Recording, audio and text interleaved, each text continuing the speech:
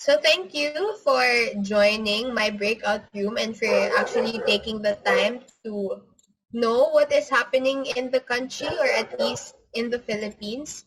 So my name is Fatima Pauline Malate, but you can call me Ima for short. And I am a youth leader, advocate of inclusivity and positive change. I've been recently learning more about positive change, democracy, and other things. And I think that as leaders of today, it's very important for us to know all sides and be able to decide from that and for us to be able to create a positive change or lead towards a positive change. And currently, I'm also the president of AIESEC in the Philippines. I've been in the organization for 5 years already, and this is my last role. So hopefully, I can make the most out of it. So before I start, I'd like to know how you guys are feeling. So how are you feeling today? How are you feeling with everything that you're learning? Are you feeling good? Feeling a bit tired? Good. Good? Okay, great. How about others? Okay, I'll just assume, okay, great. I'll just think that you are also feeling good, and I guess I think you guys already answered this question. So moving forward, in a way, I'll be presenting to you the Philippines' response to the global pandemic, which is COVID-19. And I guess you can see from the photo, it hasn't been really going out well. And I'll explain why. But before that, I'll present a few statistics. So total cases in the country is already 1 million, but in terms of actual or active cases, it's 54,000. Um, it's much lower than where it was from, previous, from the last month, but really like last month was also a surge. But if you can also see here, like Philippines is on the top 3 of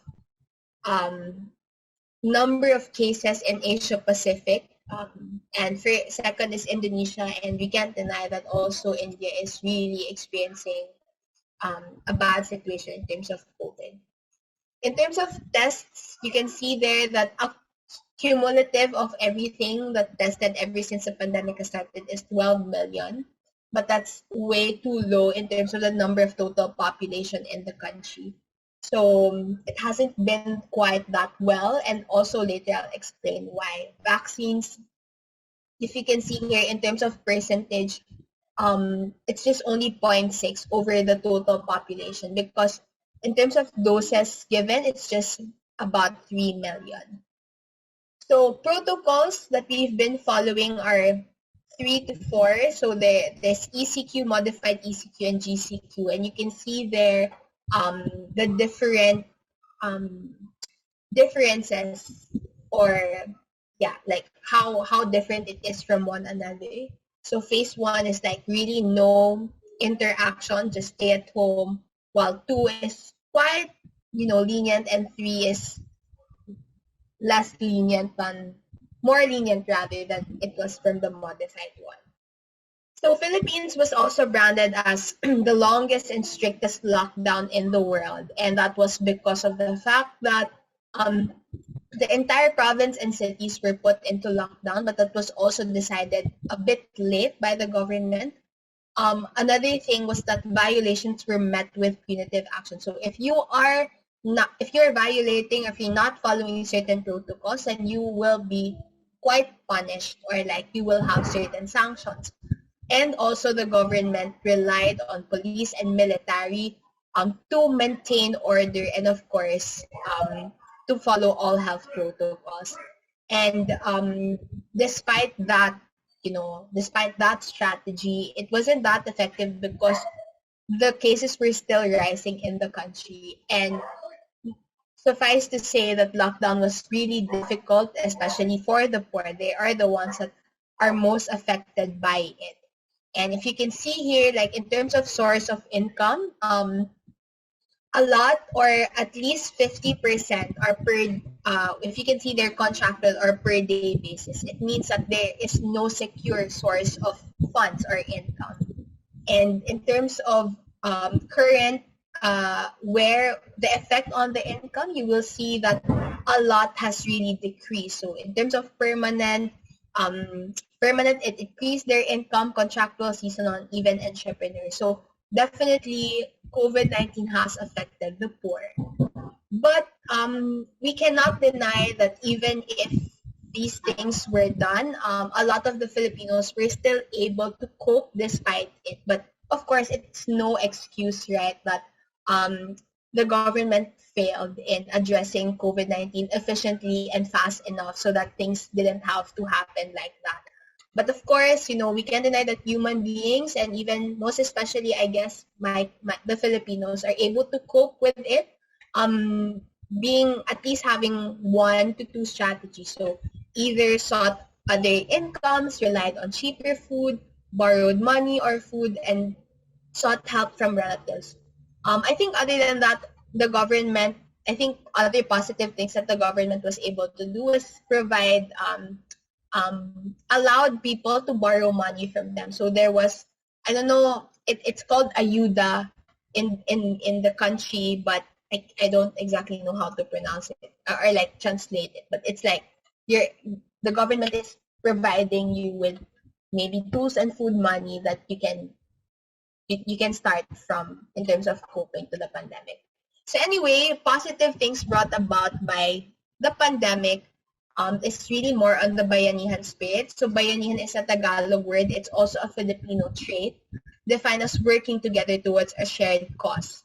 So I believe that despite all the negative things that I've mentioned, there were still a lot of good things that arose despite the situation. So even if the pandemic forced people to stay at home, many use social media to find ways to help, crowdsource information, and of course, make the government accountable and mobilize online communities to take action. For example, when COVID-19 hit, the office of the vice president was able to collect 17 million pesos in terms of donations to help support health workers fighting COVID-19. During also the pandemic, the Philippines was struck by a typhoon, and this really affected, a lot of the Filipinos. And with that, a lot of people were able to support and even through their homes, like giving donations. Other than that, also, just recently, Philippines has started a community pantry. And the idea of this initiative is to provide help in terms of those that are in need. So you don't have to buy, from a store. You can just get whichever food or goods you'd need to survive throughout the day. So that's the community pantry. There were also initiatives online and even in that in a play, how do I say this, in a location wherein psychological debriefing was done. And this is because to just provide psychological first aid to the different people that were affected by not just the pandemic, but even the typhoon and other things that happened in the country. And of course, we cannot deny that a lot of volunteer opportunities online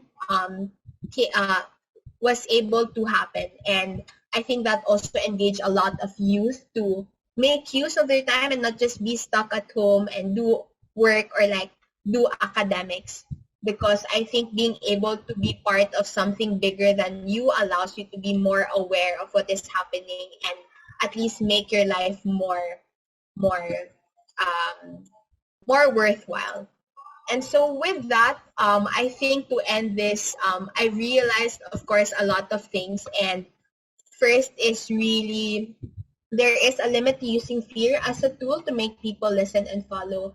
And very important, coordination among all levels, not just the government units, but even businesses, medical, IT professionals, police, military, and most especially the citizens to address COVID-19. So I guess that ends my sharing. I hope that you learned a bit or one or two from this session. And thank you for joining me here.